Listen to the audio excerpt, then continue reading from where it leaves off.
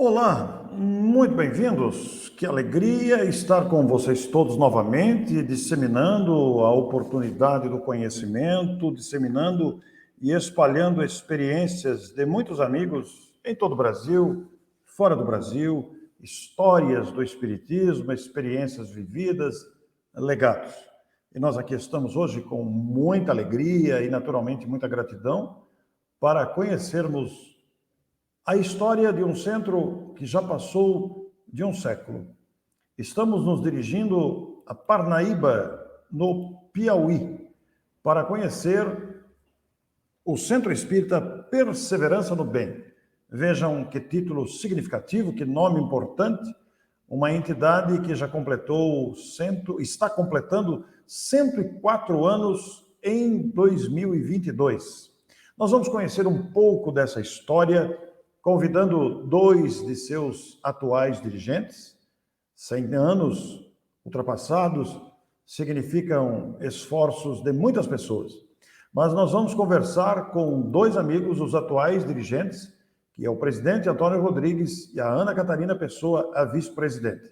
A história do movimento espírita no país merece, deve ser registrada e divulgada, porque este país continental, enorme, de extensões superlativas, com tantos municípios, com tantas experiências, merece ser conhecida por esses amigos dedicados em toda parte, que, através do seu esforço, da sua constância, da sua perseverança, fazem uma instituição espírita ultrapassar um século. Eles estão hoje na direção atual, mas os seus fundadores, os seus pioneiros, os seus continuadores, fizeram com que a casa chegasse até agora. Então, para nós é uma satisfação muito grande receber aqui o Antônio Rodrigues e a Ana Catarina Pessoa. Muito obrigado, meus parabéns pelo esforço atual de vocês. Ana Catarina, Antônio Rodrigues, muito obrigado pela oportunidade de falarmos de uma instituição que já passou de um século. Quem quer falar primeiro? Presidente. Bem-vindo, presidente. Olha, a nossa casa, ela teve, como todas as casas, muita dificuldade de iniciar. Quando foi em 1918, um grupo de pessoas preocupadas com a situação de penúria que vivia o Brasil e o mundo, com relação à informação sobre o espiritismo, sobre o crescimento da informação de todos os aspectos e sobre a assistência que tinha necessidade na época. Basta se lembrar que 1918 foi o final da Primeira Guerra Mundial e que as situações estavam muito conturbadas, muito complicadas, quando as pessoas tinham dificuldade de entender o que era uma guerra, que não se conseguia dimensionar uma guerra mundial naquele tempo ainda, era a primeira, e quando veio junto com ela a gripe espanhola. E isso causou muita preocupação no mundo, que os soldados, além de debilitados vindo da guerra, ainda traziam a doença consigo para disseminar junto com a população que não estava em guerra como a nossa. E na Parnaíba não foi diferente. A gente encontrou aqui um grupo de amigos preocupados, 20 a 25 pessoas preocupadas, inclusive o bisavô da Ana Catarina fazia parte desse grupo. E eles resolveram fundar essa casa para fazer o trabalho de assistência e orientação da doutrina. Eles se comprometiam em fazer orientação, auxílio e de todas as formas para que as pessoas pudessem compreender e também disseminar mais situações de informação e menos preconceito, porque era muito arraigado naquele tempo ainda. Em 1918, para você ter uma ideia, ela estava apenas 60 anos da fundação da capital do Piauí, Teresina. Teresina foi fundada em 1852 e foi chamada pelo presidente Afonso Pena como Cidade Verde. Cidade Verde que era praticamente só mato, né? Então, a cidade era muito deficiente ainda como capital. Tudo que a Teresina precisava, ela tinha que se reportar a Parnaíba, que já era uma cidade de muito tempo de existência. A nossa primeira capital foi Oeiras, lá no sul do estado, e Eles tentaram trazer a capital para Parnaíba, porque era litoral, mas não conseguiram, e medianaram a situação para que a capital ficasse no meio do caminho, entre Parnaíba e Teresina, e Oeiras. Aí trouxeram a capital para a confluência dos rios Parnaíba e Poti. Aí, para você ter uma ideia, quando a caravana da Fraternidade chegou aqui em 1950, ela saiu do Rio de Janeiro, percorrendo os estados do Brasil, e passou por aqui para fazer a fundação da Federação Espírita Piauiense. Ela precisava congregar algumas casas para fazer essa fundação, e Parnaíba forneceu a assinatura de 2 casas, que foi o Centro Espírita Perseverança no Bem e o Centro Espírita Vida e Progresso. Aí saíram os participantes daqui, foram a Teresina e lá se juntaram mais com 3 casas, com 5 casas fundaram a Federação Espírita Piauiense. A nossa história é recheada dessas situações. E nós pudemos entender o quanto foi fundamental para que isso acontecesse, porque daqui eles foram para São Luís, a Federação, a Caravana da Fraternidade, foi para São Luís, de São Luís foi para Belém, e Belém foi para Manaus, e de lá saíram fazendo essa organização das casas espírita, do movimento espírita, como que é essa a principal. Antônio, olha que interessante os nossos amigos que estão nos assistindo, porque o Antônio, em poucos minutos, ele nos deu uma aula de geografia, nos deu uma aula de história, nós ficamos sabendo aí a fundação de Teresina, capital do Piauí, e a questão toda de Parnaíba. Ô, Antônio, me diz uma coisa, vocês estão a quantos quilômetros da praia, do oceano? Em linha reta, nós estamos a praticamente 10 quilômetros da praia. Mas para chegarmos em Luiz Correia, na cidade vizinha, nós temos 15 quilômetros. E para chegar na nossa praia, a Praia de Parnaíba, nós percorremos, neste momento, 18 quilômetros. Mas está muito pertinho, né? Muito perto, é bem perto. É perto. E agora, me diz uma coisa, a população de Parnaíba hoje está em torno de quanto? Nós temos aproximadamente, em população física contada, no último censo, 150 mil habitantes, mas nós temos uma população flutuante, aqui vem da cidade vizinha, que são 11 cidades, e mais a cidade do Maranhão e do Ceará, chega em torno de movimento de cidade, em torno de 250 mil pessoas. Você faz divisa? Você faz divisa próxima com o Maranhão também? Sim, nós temos a fronteira, nossa cidade vizinha aqui, Araioses e Tutóia, sabe? Aqui no lado do Maranhão. E no lado do Ceará nós temos Chaval. Muito bom. É interessante porque nós destacamos aí o aspecto geográfico, histórico da cidade de Parnaíba, no Piauí, mas o Antônio tocou num ponto muito importante também histórico do movimento espírita, que é a Caravana da Fraternidade, essa viagem histórica liderada principalmente por Leopoldo Machado, e que também passou aí pelo Piauí.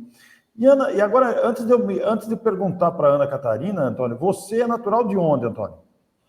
Parnaíba mesmo. Você nasceu em Parnaíba mesmo? Olha, que coisa boa. E Parnaíba tem quantos anos? Ela tem de existência 311 anos contados, sabe? Porque ela pertenceu à segunda capitania hereditária do Maranhão, sabe? O Maranhão tinha 2 capitanias hereditárias e Parnaíba pertencia à segunda, e ela em linha reta cortava até a cidade de Camusim aproximadamente, e Parnaíba ficava nesse aspecto. Para você ter uma ideia, a Parnaíba, o primeiro registro de Parnaíba é de 1711. São Luís foi fundado em 1612, sabe? São praticamente 100 anos de existência, de fundação de uma para outra, sabe? A Parnaíba está sendo colonizada e veio o colonizador de São Luís para fazer a primeira ermita aqui na cidade para mostrar que estava sendo cuidada a região da nossa cidade. Olha que bonito a gente conhecer dados históricos do nosso querido Brasil, esse país continental. Agora, Ana Catarina, o Antônio referiu-se ao seu bisavô como também integrante da equipe fundadora do Centro Espírita Perseverança no Bem. E você nasceu em Parnaíba também, Ana Catarina? Boa noite, Orson. Boa noite, meu presidente, o Antônio Rodrigues e todos os que estão nos ouvindo, né? Sim, também sou parnaibana, piauiense e nordestina, né? Meu Olha, avô era Augusto Leopoldo Pessoa, ele era bibliotecário lá do Perseverança, né? Mas a família não tinha muita informação sobre isso, né? E uma irmã minha que era espírita de outra casa e me fez uma cirurgia espiritual e tudo, e sem me falar nada. Eu era católica, aquelas carola mesmo de cuidar de igreja e tudo. E trabalhava também na diocese daqui de Parnaíba, né, na época. Então, era um pouco que conflitante isso aí para mim. Minha avó também era fundadora da igreja de Santa Cecília. Então, a família era muito católica, né? E tinha essa minha irmã que já estava debandando por espiritismo. E eu tinha um problema muito sério, muito grave de enxaqueca, ainda tenho, né? E ela fez uma cirurgia sem me falar nada. E quando foi à noite, eu vi tudo, né? Então, uma forma que eu busquei de agradecer da outra casa foi indo lá na casa espírita agradecer ao mentor da casa dela. E cheguei lá, me apaixonei pela doutrina espírita, encontrei resposta para muitas coisas e aumentou mais ainda as perguntas, né? Porque a gente, quanto mais se pergunta, mais a gente quer saber. E fiquei apaixonada e daí não saí mais. E fiquei na casa da minha irmã há pouco mais que 3 meses, quando chegou uma pessoa para mim e falou do Perseverança, né? E eu fui lá conhecer, porque era a história da minha família, e fui lá conhecer e de lá não saí mais. que Graças maravilha, a né? Deus, estou lá há 14 anos. Olha que bonito. Nós estamos conversando aqui com o Antônio Rodrigues, presidente, a Ana Catarina Pessoa, vice-presidente do Centro Espírita Perseverança no Bem. Como nós dissemos no começo, lá em Parnaíba, no Piauí, instituição que está completando 104 anos, que naturalmente enche o coração de todos nós, os espíritas, de gratidão, de uma alegria muito grande, porque não é fácil fazer uma instituição atravessar um século. E aí, ele fundado no dia 16 de julho de 1918, o Antônio fez uma lembrança muito oportuna, porque em 1918, além da Primeira Guerra Mundial, além da epidemia da época, nós temos também a desencarnação, neste ano de 1918, do nosso Eurípides Barçanufo, que também desencarnou em 1918. Então, são detalhes históricos do Espiritismo, né? Olha aí, nós temos aí um blog do próprio centro, CE Perseverança no Bem, blogspot.com, e são dados históricos que é importante registrar. É importante levar ao Brasil espírita essas informações. Nós temos aí uma foto do interior da sede do Centro Espírita, os amigos integrados ali, o nosso presidente, que está conversando conosco aqui agora, o Antônio Rodrigues, e a vice-presidente Ana Catarina Pessoa.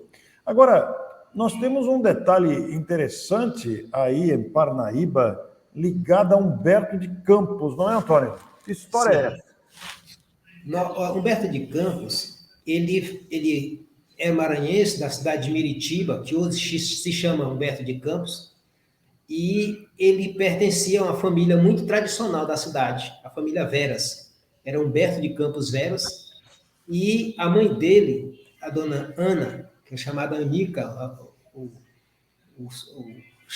apelido dela carinhoso era chamado de Anica. E ela veio para cá, quando o pai dele morreu, ela veio para cá para pedir apoio aos parentes. E tinha famílias tradicionais da cidade, a família de Campos Veras, e inclusive é nome de praça, nome de rua, nome de hospital, e tinha prefeito, tinha médico na família que ajudaram a eles. E ele, quando aquelas histórias que contam no livro Memórias, ainda pertencem à casa dele, que hoje está sendo trabalhado para ser um museu, e no fundo da casa existe o cajueiro ainda.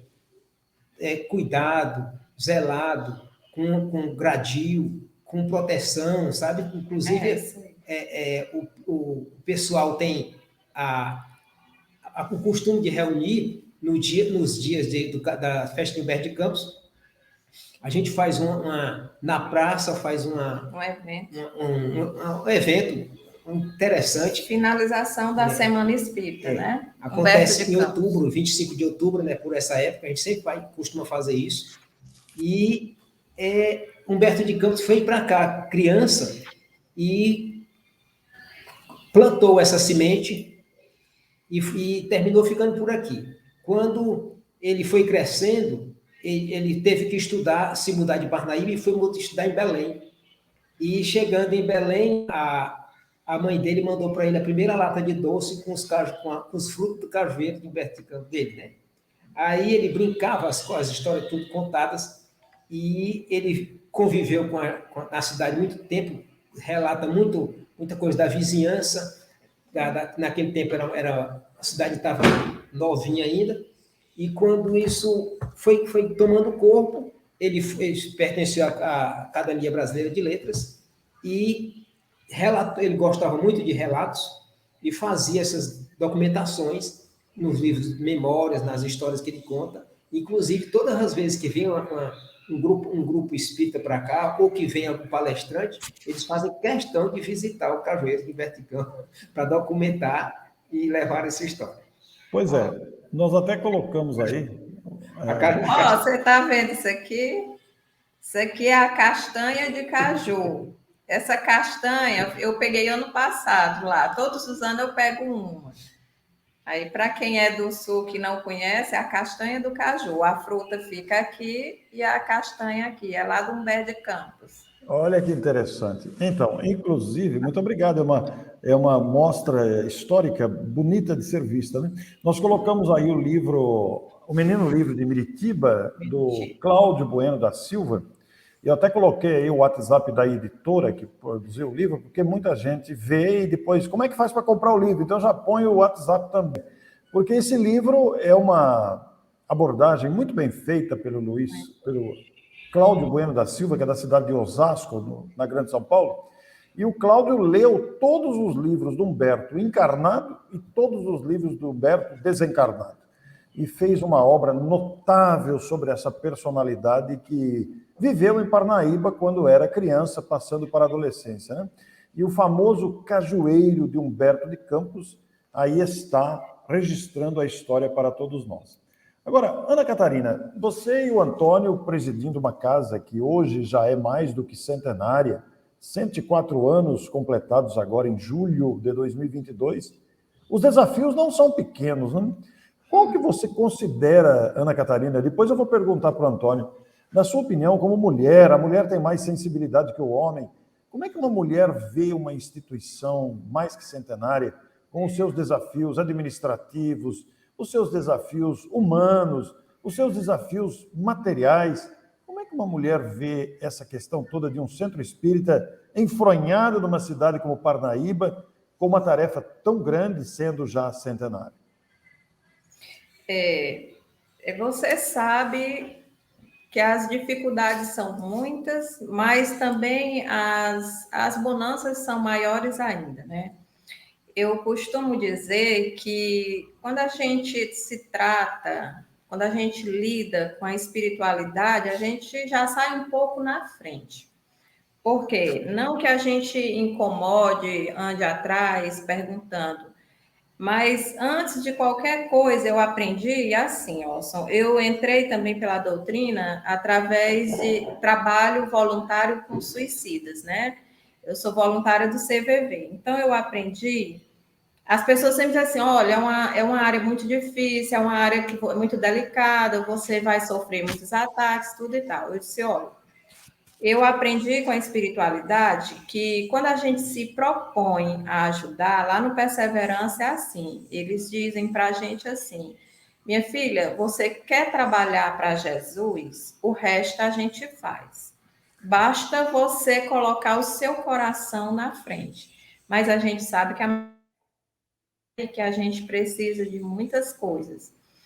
E eles disseram mais ainda, eu disse, mas dizem que a gente vai ser muito atacado. E eles dizem, você vai ser atacada por 10 espíritos ignorantes, que ainda não se aprenderam, talvez, sobre Jesus.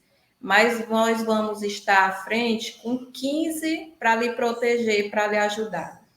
Então, tudo que eu vou fazer, eu penso nisso. Agora, é uma casa complicada, né? Porque nossos trabalhadores, a mais nova, eu acho que sou eu, tem uma mais novinha, né? Mas assim, trabalhando mesmo à frente, sou eu, né? Que já tenho 52 anos, 14 anos de casa. Mas é uma batalha, porque são trabalhadores que estão lá há muito tempo e eles têm dificuldade de mudança. Essa palavra mudança lá é proibido, né?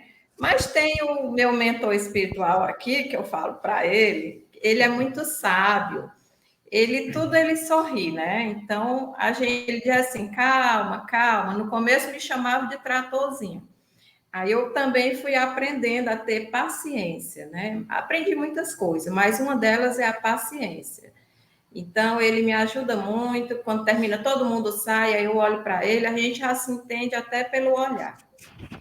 E falei também uma vez, eu falei com o Divaldo, num evento que teve, e eu rapidamente conversei com ele, e eu disse, né, das dificuldades de mudança no Perseverança, um centro muito antigo. Ele disse assim, minha filha, tenha calma, não se preocupe, plante a semente. Meu bisavô plantou a semente com outros mais, né? Então, eu estou colhendo da semente dele.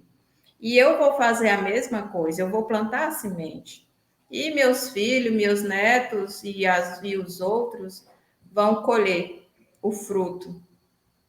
Agora, Ana Catarina, nesses anos todos, de 14 anos, você vinculada ao Perseverança em Parnaíba, qual foi a memória mais emocionante que você guarda desses anos todos de lutas e trabalhos aí vividos?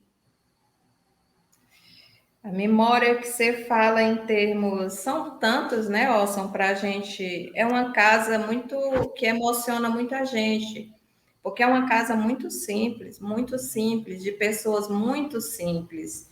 E por ser muito antiga, a gente ainda tem, assim, o secretismo, né, Antônio? Por exemplo, tem os pretos velhos, e por incrível que pareça, nós somos julgados por isso, dentro do próprio movimento espírita. Aí a gente fica um pouco que sentido, né? Porque daí que vai explicar, a gente não explica, a gente só sorri, né? Mas muitas coisas lindas e maravilhosas, como agora recente, minha mãe, que já desencarnou, tanta mesa mediúnica, tantos irmãos que vão lá e que fazem o seu depoimento de vidas. Tinha um lá que disse que estava mais de 1000 anos e que, através dos estudos de lá, que é tão simples, é tão pequeno, sabe? A gente lê e acha que aquilo ali não está servindo, porque a gente olha com os olhos da matéria, né? A gente, eu falo a gente, mas eu digo a minha fé é muito pequena ainda, é muito rasteira, mas são muitas histórias belas, belíssimas de Jesus mesmo, muitas. A Ana, ela entra num terreno que é próprio da diversidade humana. Nós somos criaturas em diferentes estágios de amadurecimento, de entendimento. Então é muito natural que às vezes se misturem o sincretismo, como você citou, a resistência para a palavra mudança. É natural, somos seres humanos em luta conosco mesmo, né? Cada um de nós enxerga a vida conforme o patamar que está, as experiências que está, os temores que tem, os anseios que guardam. E, Antônio, presidindo uma casa assim, mais do que centenária, eu perguntei para a Ana sobre o momento mais emocionante. E qual o desafio que você considera maior na sua gestão diante dessa diversidade que a própria casa apresenta entre a simplicidade, a humildade, mas também a mistura, às vezes, com práticas que são criticadas, são julgadas? Qual o maior desafio que você considera? Já que a Ana nos denunciou aqui que você tem uma técnica muito boa. Você sorri. É o silêncio e o sorriso. Pois é. A simplicidade que orienta a gente é sempre a do Chico, sabe? Quando a gente fala em orientar, a gente sempre se lembra do Chico. O Chico, quando ele ficava aborrecido, eu imagino que ele se calava. porque as palavras são importantes, mas o silêncio é maior. E nesse momento em que a gente não tem o que explicar, não tem como convencer, a gente mantém o silêncio, que deixar que o tempo fala sozinho, e o silêncio é muito mais sábio do que muitas palavras que possam ser ditas. Nessas situações, a gente fica tão satisfeito de ver uma pessoa desesperada chegar com as mãos na cabeça e muitas vezes incontrolável, e de repente ouvir a nossa fala, de repente ouvir o nosso convívio, conviver com as nossas experiências, e de repente ela fica se acalmando numa expressão simples, ela começa a tranquilizar a si e aos outros, e a gente se sente tão satisfeito com essa simplicidade, com essa oportunidade de poder ajudar, com o mínimo que seja, essas oportunidades que para nós podem ser, muitas vezes, incompreensíveis, mas fundamentais no momento em que as pessoas não sabem o que fazer, não sabem o que dizer, e desta forma chegam lá e conseguem assimilar o conteúdo que muitas vezes não foi dito, mas foi entendido, porque a espiritualidade age de todas as formas. E a gente fica muito satisfeito de compreender que a simplicidade da casa fala sozinha, sabe? A gente tem muitas casas, nós temos aqui 9 casas existentes e nos reunimos periodicamente e nós temos as individualidades de cada um, mas a nossa casa eu sempre comparo com aquela casa do Centro Espírita São João Luís Gonzaga, do Chico Xavier, com aquela simplicidade, aquelas paredes nuas, sabe, aqueles móveis simples, aquele gente simples. E eu acho muito interessante isso, porque a Casa Centenária ainda traz os traços do começo. Nós temos obras que são guardadas há muito tempo. E essas obras ainda são vistas em fotografias antigas. Obras literárias, né? E são muitos livros, até aparelho de som, sabe, que nós temos uma espécie de um museu que guardamos lá, que não funciona, é só para ser visto mesmo. Mas o que é importante na casa é a gente poder sempre acolher aquele que precisa e favorecer para que ele possa receber oportunidades de entendimento, livrar sempre as pessoas da condição de ignorância do que a gente pode imaginar que seja a doutrina espírita, e desta forma favorecer que cada um possa entender que a vida é uma só, a gente que complica com as oportunidades que tem, e de entender coisa diferente, misturar essas formas para que possa deixar de compreender as coisas. Muito bom, viu, Antônio? Muito bom, Ana. Para você que está chegando agora, que por acaso tenha visto a partir desse momento, nós estamos conversando com Ana Catarina Pessoa e Antônio Rodrigues, que são respectivamente vice-presidente e presidente, Antônio é o presidente, do Centro Espírita Perseverança no Bem, em Parnaíba, no Piauí, instituição que completa 104 anos de existência. Toda uma história, e como o nosso próprio Antônio, você pôde ouvir agora, acabou de dizer, a Ana também, de uma cidade com sua própria história local, e as dificuldades que existem, mas também as alegrias colhidas na satisfação da simplicidade. O Antônio foi muito feliz ao referir-se à simplicidade do próprio Chico, em referência à casa. A casa produziu um vídeo que nós não vamos mostrar aqui, mas vamos deixar para você pesquisar na internet com esse título. Você poderá encontrar o vídeo na internet, no YouTube especialmente, né? Pesquisando no YouTube dessa forma. Você coloca lá, pesquisa no YouTube, CEPB, Centro Espírita Perseverança no Bem, Parnaíba, Piauí. Você vai encontrar num clipe curto, não é longo, são alguns minutos apenas, um resumo histórico dessa instituição situada em Parnaíba, no Piauí, que tem esse significativo, importante nome, Centro Espírita Perseverança no Bem.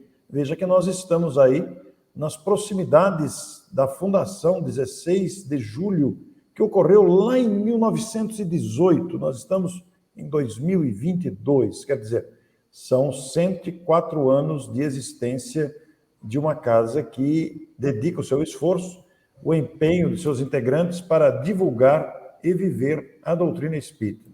Agora, Ana, pensando no trabalho todo que o Perseverança faz, e nesses tempos, nos últimos 2 anos, em que a virtualidade aproximou o Brasil continental, todos nós nos conhecemos em muitos lugares, diminuindo distâncias. Você acha que isso facilitou o trabalho do Perseverança em Parnaíba, essa multiplicação virtual? Sim, bastante. Nós somos muito gratos, né? E Chico não, Emmanuel já falava isso, né? Sobre esses novos tempos que viriam para levar a doutrina espírita, né? Então, eu sou a encarregada disso aí, dessa parte de divulgação, né? Do Perseverança, que não tinha. E a gente, com isso, nós ganhamos muitos adeptos à la casa, mas a gente tem essa peculiaridade da casa que ela tem aquele tanto certo de pessoas, de trabalhadores. A gente não se preocupa muito com isso, não, sabe, Osso? Com quantidade, Sim. com correr, aquela coisa desenfreada, aquela coisa meia da sociedade hoje. Não, a gente faz devagarzinho, a gente vai fazendo bem feito, que é essencial, seguindo Kardec também, que é essencial, é fundamental, né? Mas a gente tem a preocupação de estar, eu principalmente, né? O presidente, ele não usa celular, eu sou secretária dele também, porque ele não é muito adepto à internet, né? Esse novo momento que a gente está vivendo. E eu queria dizer aqui também que os 104 anos do Perseverança, ele está funcionando, ele está de portas abertas ininterruptamente. Não é 104 anos que parou por 1 ano, por 10 anos, não. É 104 anos funcionando de portas abertas. É uma das coisas também que a gente bate muito na tecla, por exemplo, não marcar nada nos dias de trabalho do Perseverança, porque a nossa prioridade é o atendimento fraterno, é atender os que procuram lá o Perseverança, né? E também outra coincidência de 1918 foi a gripe espanhola, né? Que foi uma pandemia também. E que nós não fechamos as portas, lógico, a gente mudou a forma de trabalhar, foi um novo momento, um novo protocolo, né, a ser inserido na casa, não tinha mais aquele atendimento ali particular, o guia da casa com a assistência, não. Hoje está todo mundo lá e a gente aqui, todo mundo separado, bem direitinho. Mas a gente, em plena pandemia, em 2020, quando começou mesmo, em abril, que fechou tudo, Perseverança continuou aberto. A gente continuou indo porque a espiritualidade pediu que assim fosse feito, porque ela iria precisar dos nossos trabalhos, né? E assim a gente fez. Graças a Deus, ninguém adoeceu no Perseverança, deu tudo certo. E hoje estamos aí. Ele está mais uma vez para contar essa história. Ana, e considerando aí mais de 100 anos, o Perseverança, ele tem uma boa sintonia com a cidade de Parnaíba. Parnaíba aceita bem o Perseverança nesses anos todos? Aceita sim. É um centro que, na verdade, ele se confunde com a história da cidade, né? É um centro que tem a ver com a assistência. É porque tem um gato aqui que subiu aqui, desculpa. Senão ele vai desmontar tudo. Pronto. Então, é um centro que se confunde com a história da Parnaíba, com a parte. Ele é localizado no centro histórico também da cidade, e é uma região onde vai muitas pessoas, descendentes de escravo, que foi o começo lá a gente fica bem na beira-rio, já onde a cidade começou, onde tinha os consulados, e isso tudo nos ajuda. Os turistas, quando vêm, eles passam por lá também, e a gente cria grandes amigos de fora lá. Que bonito isso, né? Antônio, e toda essa história mais do que centenária, né? Todo o labor levado adiante. E você, como é que ficou espírita, Antônio? Olha, a nossa cidade, como ela é muito conhecida no Brasil inteiro, ela teve uma situação peculiar ligada a São Paulo. Nós tivemos aqui no Piauí um colonizador que vocês conhecem, chamado Domingos Jorge Velho. E ele saiu de Santana do Parnaíba. Isso mesmo. Santana do Parnaíba. Com a fundação do Piauí, o Piauí foi chamado de Rio Parnaíba em homenagem à terra natal dele, né? Olha, isso para mim, Foi. eu não sabia. Não sabia. Aí, com o crescimento da cidade, a Teresina só pagava o funcionalismo depois que arrecadava todos os recursos que vinham de Parnaíba, porque o dinheiro era mais vultoso, sabe? Aqui nós tínhamos charqueadas de carne de sol, nós tínhamos produção de muito sal, nós tínhamos muita extração de vegetais, cera de carnaúba, castanha de caju, muito movimento financeiro. Inclusive, nós tínhamos exportação para a Europa daqui, diretamente, sabe? E isso credenciava a cidade como um polo de desenvolvimento. Quando foi em 67, Parnaíba chegou no momento em que foi disputar a titularidade com a cidade de Santana do Parnaíba, São Paulo, e ganhou o direito de ser chamado de Parnaíba, ao invés de Santana, pelo valor que ela tinha com relação ao Estado e maior existência do que isso. De Santana do Parnaíba é mais antiga, mas Parnaíba conquistou o direito de ser chamado de Parnaíba por causa do valor que ela tinha com relação a isso. O defensor desse título foi muita gente famosa, inclusive o vice-cônsul de Portugal, Alarico da Cunha, que foi um dos fundadores da nossa casa. Mas como é que você ficou espírita? Como é? Como é que você ficou espírita? Olha, meu pai fazia parte dessa casa desde a década de 70. E ele chegava em casa, todos os dias de terça e quinta, ele saía para as reuniões. E eu observava o jeito que ele saía, ele vestia uma blusa branca, uma calça normal de utilizar, e ia lá. Quando eu chegava, mais ou menos por volta de 9 horas, ele chegava. E às vezes ele me contava alguns casos, algumas situações interessantes que aconteciam na reunião, e eu, com 17 anos, ficava só escutando. Mas tinha medo de espiritismo, sabe? Eu tinha medo de tudo que parecia sobrenatural.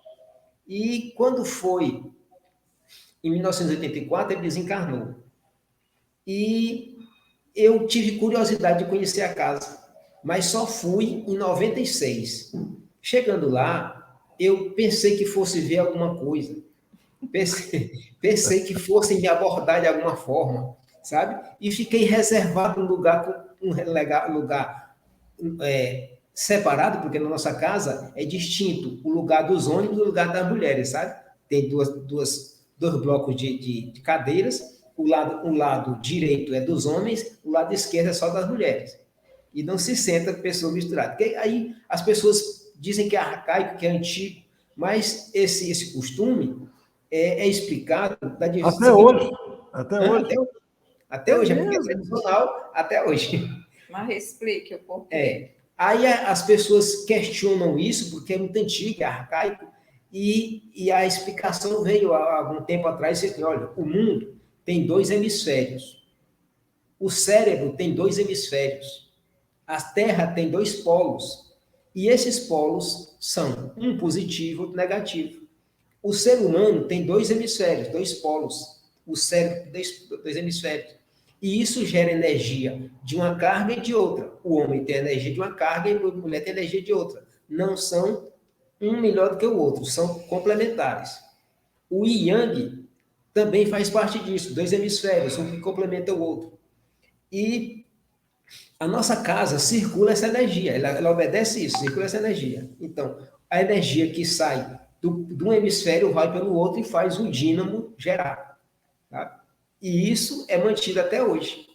Aí, por causa disso, eu acho interessante as coisas da casa. Aí, quando eu cheguei na casa que eu observei, eu visitei alguns templos e com assiduidade, porque eu gostei. Aí fui convidado na casa a sentar à mesa. E eu disse, não, agora não, estou muito novo ainda. Deixa para depois. Com medo. Aí depois aí aceitei uma vez, me senti flutuando. E achei que não era normal. Aí isso foi tendo continuidade e depois eu comecei a visualizar.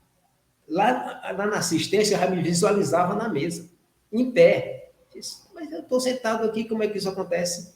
E ficava me questionando. E fui observando o quanto é interessante entender a espiritualidade. Aí formamos um grupo de estudo que funciona aos sábados, e esse grupo de estudo já está com mais de 20 anos, e é muito esclarecedor, é muito interessante, e a gente cria um laço, um vínculo, um amor pela casa, pela doutrina, pelas pessoas, sabe? E isso deixa a gente contagiado, sabe? A gente fica com medo até de se fanatizar por gostar tanto da situação e querer estar muito frequente, permanentemente na atividade, na doutrina.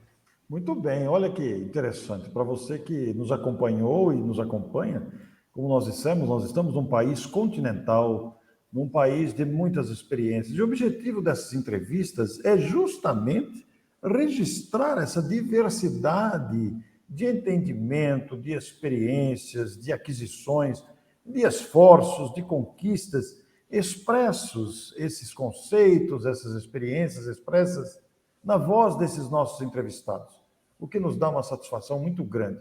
Nós estamos já com 40 e poucos minutos, nós fizemos essa live, esta abordagem justamente para homenagear uma casa mais que centenária. Eu devolvo a palavra à Ana Catarina. Ana, o que você gostaria de dizer aos moradores, aos habitantes, ou aos espíritas de Parnaíba, mas você também pode dirigir o seu coração aos espíritas do Brasil, com a experiência que vocês vivem aí em Parnaíba, no Piauí?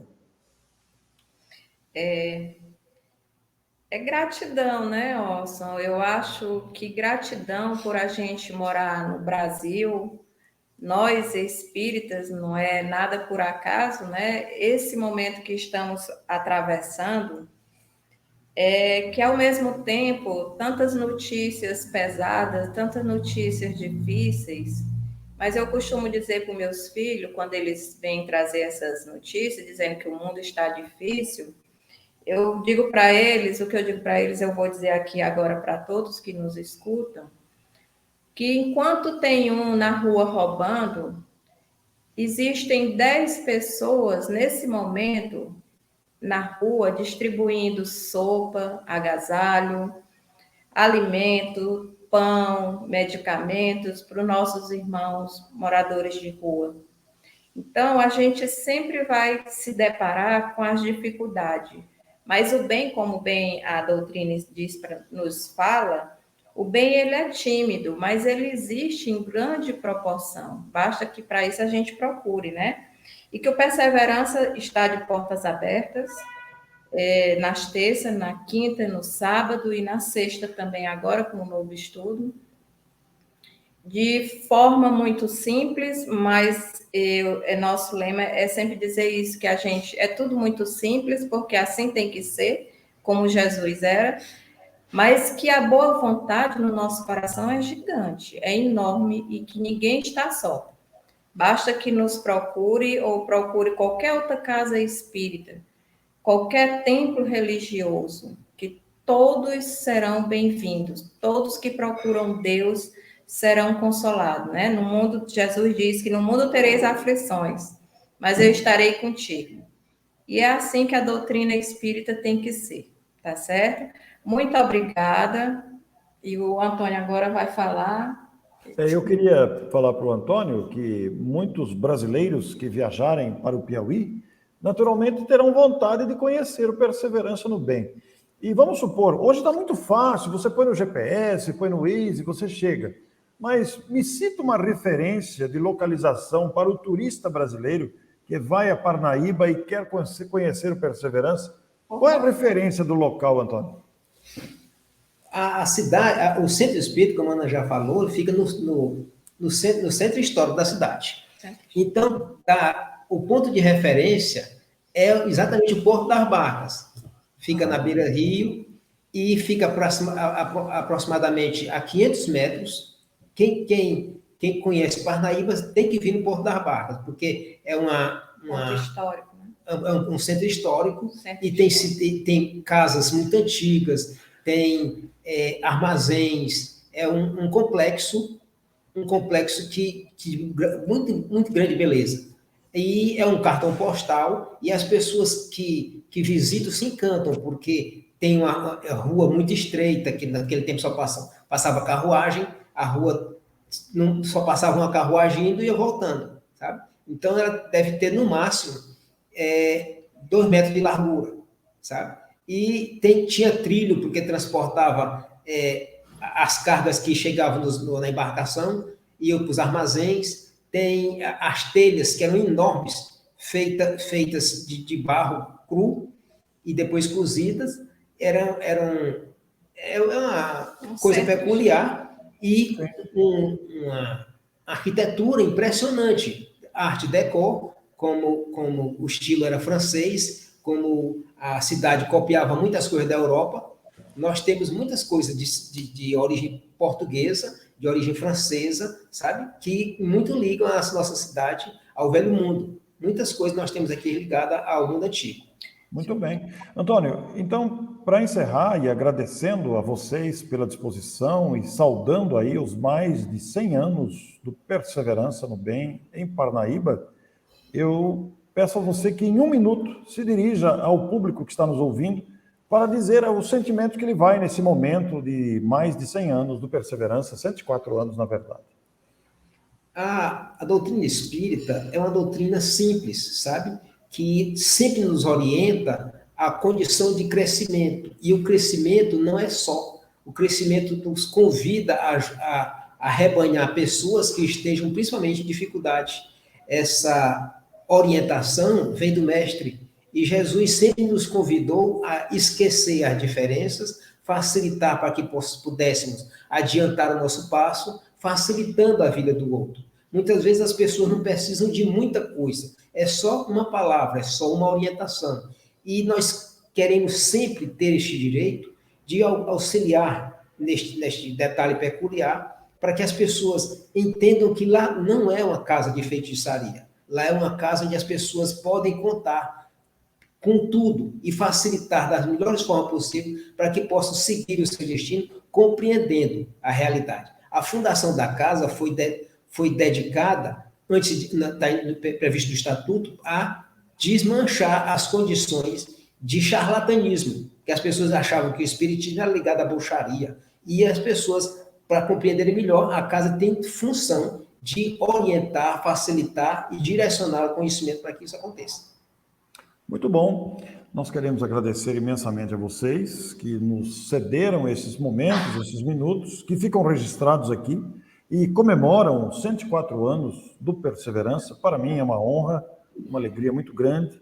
O vídeo circula agora, atingindo muitas pessoas. É uma satisfação enorme. Muito obrigado a você que nos acompanhou. Compartilhe o vídeo, mande para outras pessoas, porque você vai ter aqui nesta gravação, neste momento de diálogo, inclusive informações geográficas, históricas, sociais, desse nosso grande país, onde a doutrina espírita viceja com tanta grandeza em favor da humanidade. Muito boa noite a todos, muito obrigado, fiquem bem, que Deus nos abençoe a todos, até breve.